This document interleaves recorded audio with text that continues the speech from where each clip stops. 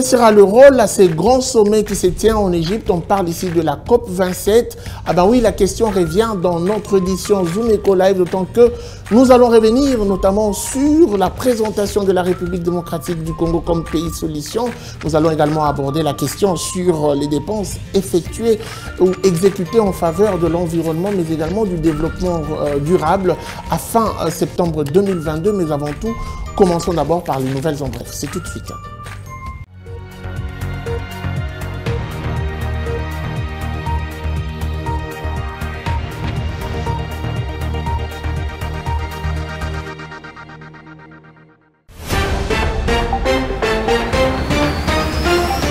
Information du jour, selon les statistiques contenues dans un rapport rendu public par la Banque centrale du Congo, les avoirs de banque commerciale à fin août 2022 en monnaie nationale logés dans le compte courant à la BCC ont enregistré une croissance mensuelle de 5,8% à fin août 2022, soit 155,1 milliards de francs congolais, se situant ainsi à 2815,6 milliards de francs congolais. L'Institut d'émission note en outre que la réserve obligatoire en monnaie nationale, notifiée étant de 2375,6 milliards de francs congolais, il se dégage une position nette positive des avoirs en monnaie nationale des banques commerciales de 440,1 milliards de francs congolais contre un niveau négatif de 58,7 milliards de francs congolais à fin décembre 2021. Autre nouvelle, le gouvernement de la République démocratique du Congo a payé un montant total de 42,3 millions de dollars américains aux sociétés pétrolières Evran sur les sols congolais au titre de pertes et manques à gagner en octobre 2022. C'est ce que fait savoir le ministre congolais des Finances Nicolas Kazadi lors de la dernière réunion hebdomadaire du Conseil des ministres tenue le vendredi 4 novembre 2022.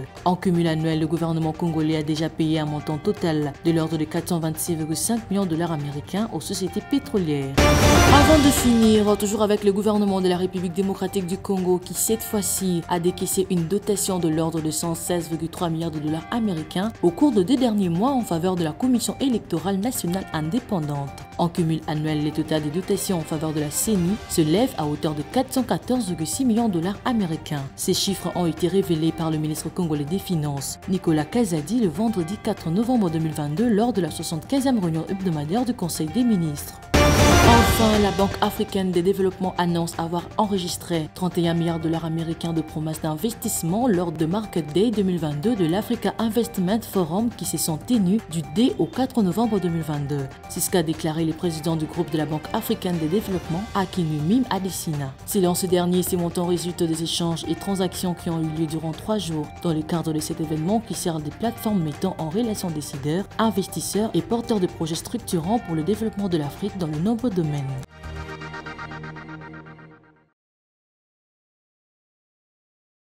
Voilà, des retours sur ce plateau. Mesdames et messieurs, nous allons déjà prendre notre toute première rubrique. Il s'agit ici des chiffres clés que nous sommes présentés par Judith Unamaka.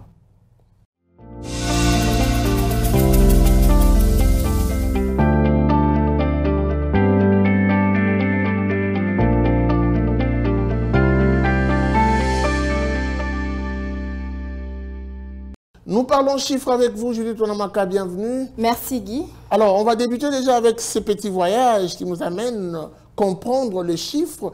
Et ici, nous donnons essentiellement le taux officiel qui est celui de la Banque centrale du Congo, mais également celui du marché parallèle. Qu'est-ce que l'on doit retenir? Le cours de change en République démocratique du Congo se présente comme suit. Les nouvelles réactualisations du taux dans la partie officielle démontrent que 1 dollar se change à 2012 francs congolais, un franc CFA se monnaie à 2,99 centimes et 1 euro se troque à 1964 francs congolais. Concernant le tarif de change sur le marché parallèle, nous sommes focalisés dans la commune de Kalamoué. Dans cet endroit, 1 dollar revient à 2028 francs congolais.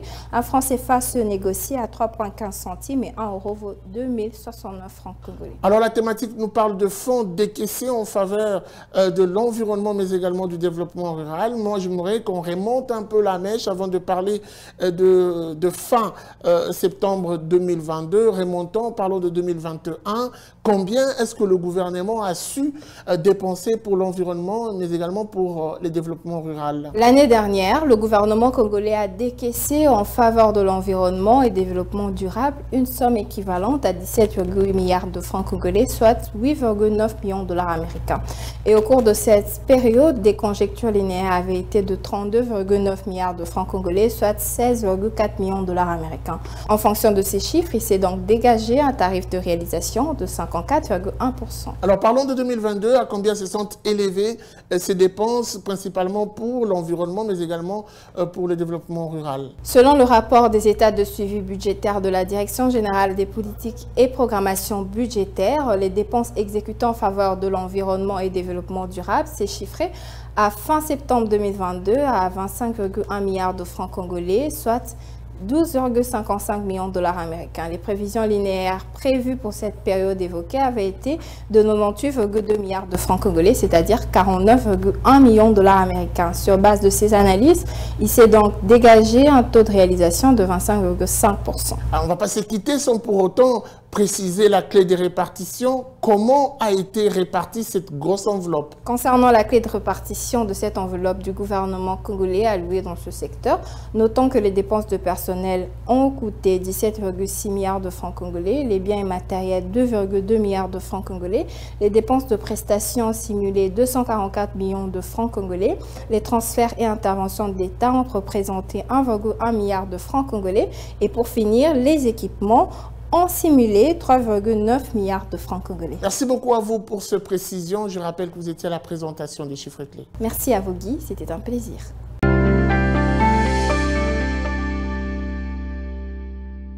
Le dossier du jour nous ramène à cette phrase qui revient sur les lèvres de pratiquement tous les participants à ce forum qui se tient en Égypte. On parle ici de la COP 27, la RDC Pays Solutions. Rôle émission, on en parle déjà avec Aris Mbenga dans la rubrique Le Dossier.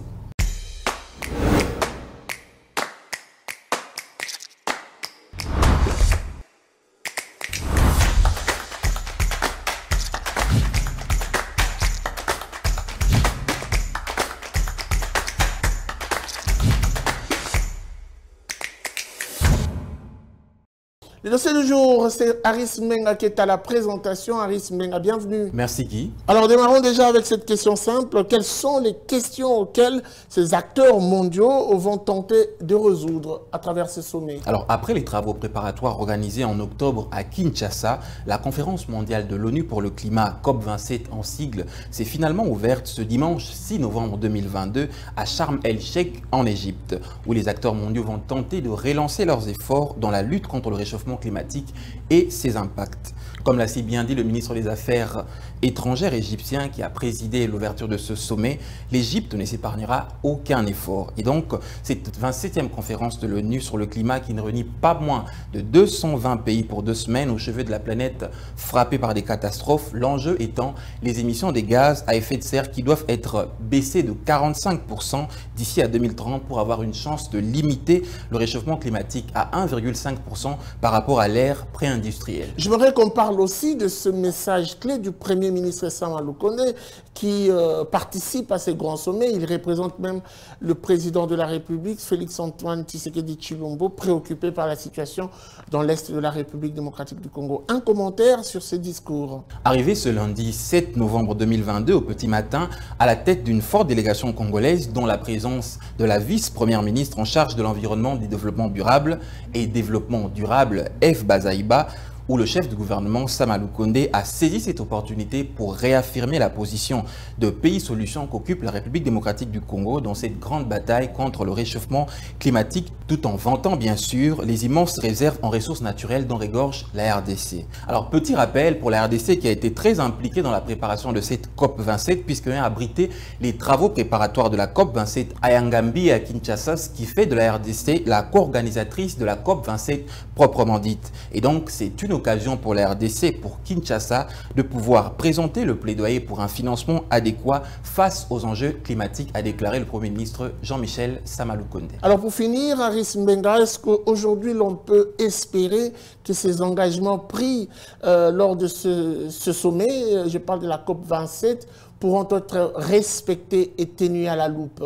Alors, un an après la conférence de Glasgow, où des mobilisations telles que la Glasgow Financial Alliance for Net Zero, qui a pu mobiliser près de 550 institutions financières qui s'étaient engagées à réduire drastiquement les investissements mobilisés dans les énergies fossiles. Mais l'euphorie des premiers jours semble avoir disparu et à mesure que les engagements se concrétisent, certains établissements craignent que leur participation puisse les exposer à des risques juridiques. Alors, petite note avant de finir, l'Afrique est le continent le plus touché, mais aussi le moins émetteur, avec seulement 3% des émissions globales des gaz à effet de serre. D'où à cette COP27 la grande question du financement des pays du Sud qui, comme la RDC, contribuent énormément à l'amortissement du réchauffement climatique à travers ces grandes ressources forestières dont ils détiennent. Merci beaucoup à vous pour ces précisions. Je rappelle que vous étiez donc à la présentation du dossier. Merci Guy.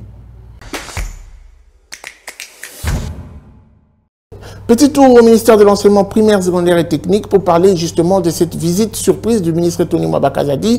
Il s'est rendu à l'école EP2 Gombe dans la province éducationnelle de la Lukunga. Il en ressort avec un mot sur les lèvres. Il est donc au micro des Zoom Eco Live. Suivez.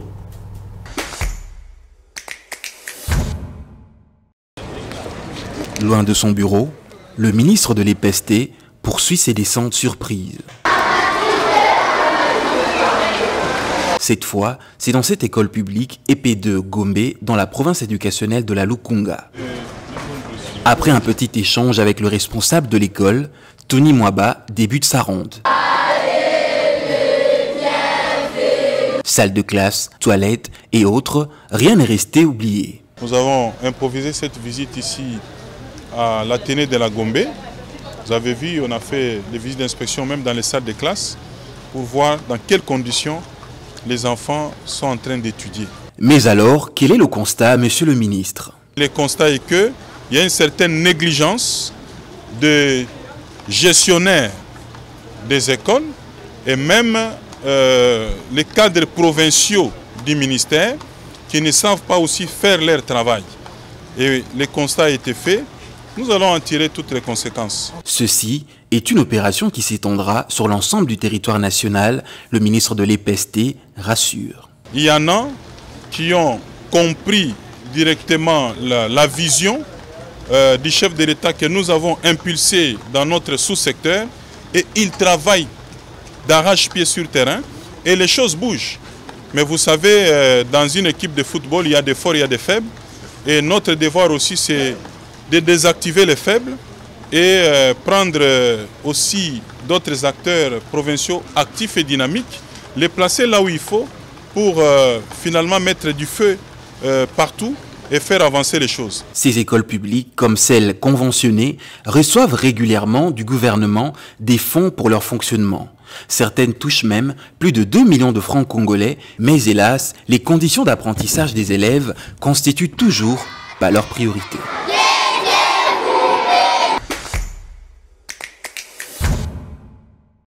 Patrick Bomboka, à travers sa rubrique La Chronique, s'interroge sur les financements climat, d'où viendra le blocage. En tout cas, je vous propose de suivre cette réflexion et c'est La Chronique et c'est tout de suite.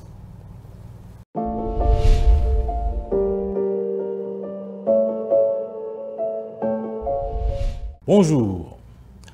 Les acteurs mondiaux se retrouvent du 6 au 18 novembre 2022 à Sharm el-Sheikh en Égypte pour tenter de relancer les efforts dans la lutte contre le réchauffement climatique.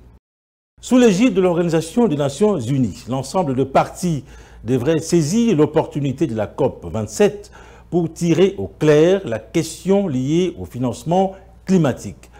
Une question qui divise les pays du Nord, plus grands pollueurs, et les pays du Sud disposant de solutions climatiques. Pour le secrétaire général de l'ONU, Antonio Guterres, le combat pour le climat est une question de vie ou de mort. Il estime que la COP27 doit fonder les bases d'une action climatique plus rapide et plus courageuse. Il est donc prévu que les émissions de gaz à effet de serre puissent baisser d'au moins 45% d'ici 2030 pour avoir une chance de limiter le réchauffement à 1,5 degré Celsius par rapport à l'ère pré-industrielle, un objectif le plus ambitieux de l'accord de Paris. Mais les engagements actuels des États signataires, s'ils étaient enfin respectés, entraînerait une hausse de 5 à 10%, mettant le monde sur une trajectoire au moins de 2,4 degrés Celsius d'ici la fin de ces siècles. À la précédente conférence de Glasgow, beaucoup d'engagements ont été pris par des pays pollueurs, notamment la fameuse promesse de 100 milliards de dollars américains en faveur des pays en voie de développement. Cette situation des financements climatiques inquiète au plus haut point, dans la mesure où le monde s'achemine vers une probable catastrophe si rien n'est fait. Pour la vice-première ministre, ministre de l'Environnement et du Développement durable de la République démocratique du Congo, Mme Eve Bazaïba, il est donc temps de passer l'étape des intentions. Les partenaires du pays du Nord, dit-elle, doivent agir dans le sens de la mise en œuvre de leurs engagements suivant le principe pollueur-payeur. Eh bien, les statistiques les plus récentes indiquent que l'Afrique ne représente que 4% des émissions mondiales de gaz à effet de serre, mais le continent africain ne demeure pas moins exposé aux effets du réchauffement climatique. Il faudrait en conséquence, d'un côté, mobiliser plus de fonds aux pertes et dommages, qui constituent aujourd'hui une urgence, et de l'autre, il faudrait dégager des fonds d'adaptation qui constituent un programme à court, moyen et long terme. Merci de nous avoir suivis.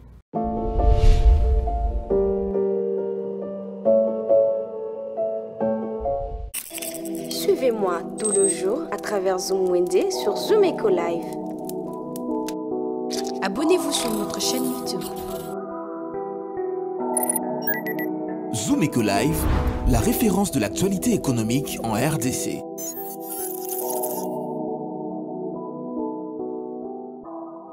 Le marché chez vous, le marché avec vous. Zoom Wednesday du jour vous ramène les précisions des différents téléviseurs. Ici à Kinshasa, capitale de la République démocratique du Congo, vous n'avez pas besoin de vous déplacer en étant chez vous à la maison. Toutes les précisions vous rejoignent dans votre salon. Zoom Wednesday, c'est tout de suite.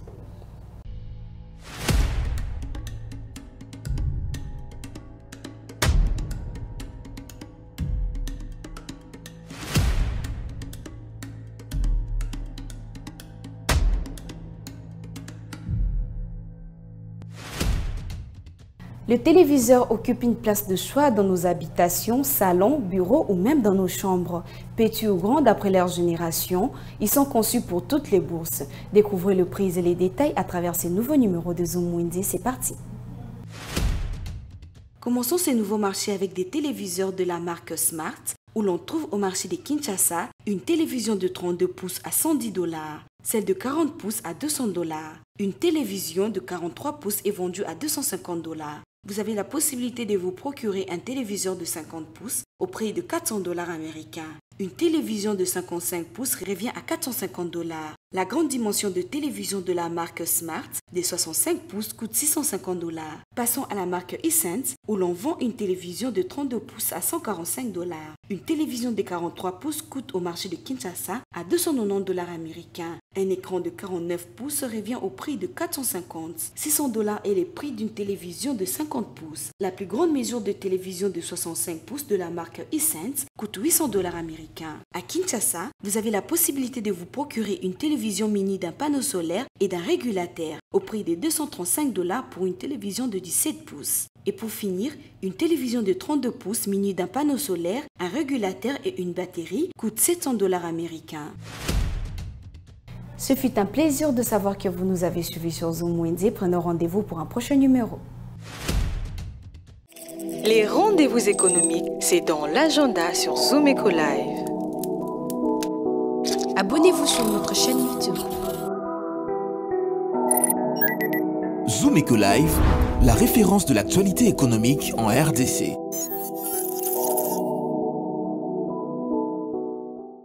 Mardi 8 novembre 2022, quels sont les différents rendez-vous? Nous allons déjà prendre la rubrique Agenda et c'est avec Adassa Grasse.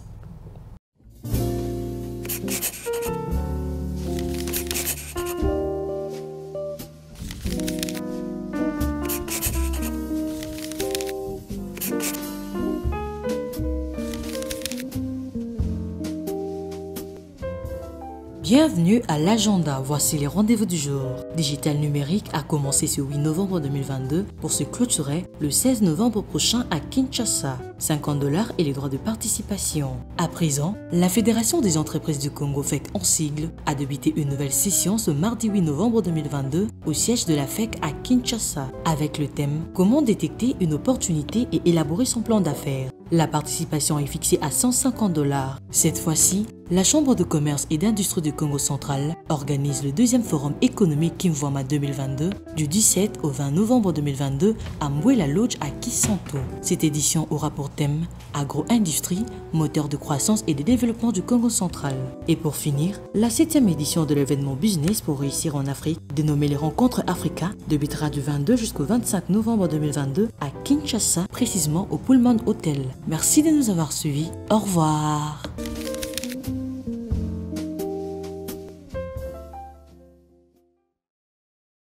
C'est devenu le moyen de transport le plus indispensable à Kinshasa, mais aussi derrière, il y a une autre activité qui se crée et qui permet à certaines personnes de vivre, mais également de s'organiser. Ah ben oui, ici je parle de ce mécanicien qui s'occupe de motocyclistes.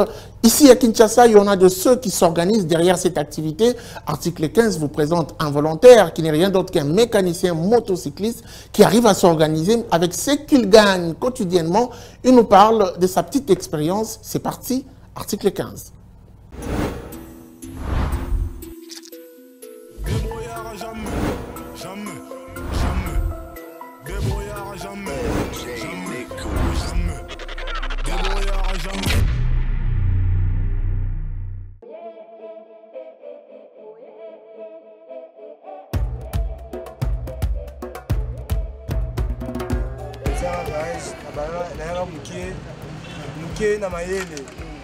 Après, je suis allé à la salle de mécanique, je suis allé à la salle de maboko. Je suis allé à la 5 ans, je suis allé à la salle de je suis allé à la famille. Je suis allé à la salle de je suis allé à la salle de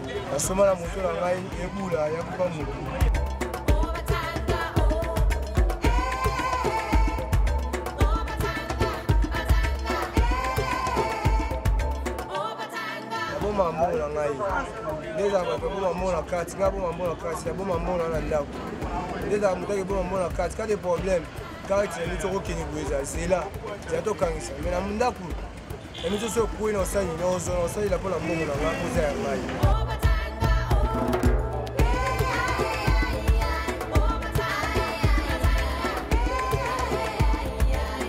Ça la beauté là, on a la mona monko, la mbaye, l'énergie. Et dans la campagne, et dans la future après la classe de 600 et dans la bleu, on a mis chez Bisso, balai, on a mis au bâtard.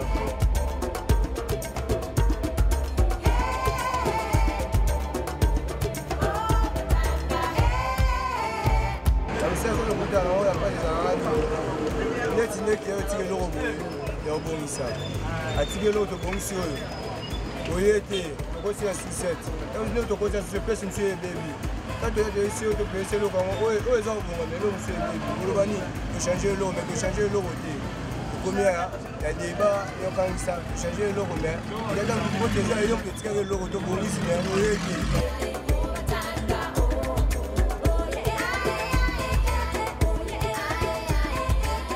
on sait la paix, ça va, on va la ninga à Zalaki. Ceux qui vont à Ningo, vont à Nissan, Mabou, vont à Salaka.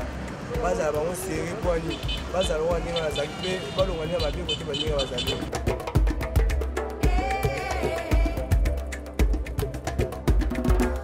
ba ku vele ba asidi ni ga musa so ma boko ni du salela ko musa ma boko ba ko mo négliger so poignet so mo ni to simika lo muke ba mo to jouer bile mais to zo ga muke na lo lela ka gouvernement ka ba mutu ba bo ma biso na ka poteni ma ka poteni le mo lo mboka na mboka eza te pasi ya mboka me mosala maboko yango valeur ya misala nyonso tu oyo tozango na mboka mosala maboko nde tokondana mingi te oyo etikali yasi me eloko eza te na mboka.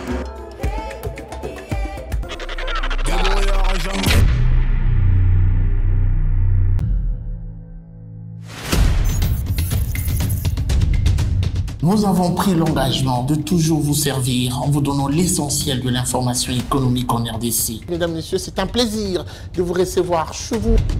Le gouvernement congolais dirigé par le Premier ministre Jean-Michel Sama Lukonde n'est jure que par la réduction du train de vie des institutions.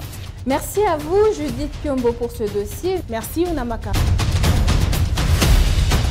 Désormais, suivez-nous à 19h30 sur la RTNC du lundi au vendredi avec le même plaisir. Zumeko Live, la référence de l'actualité économique en RDC. Voilà, c'en est fini pour aujourd'hui. Merci de nous avoir suivis. La suite, c'est au prochain numéro avec le même plaisir. Au revoir.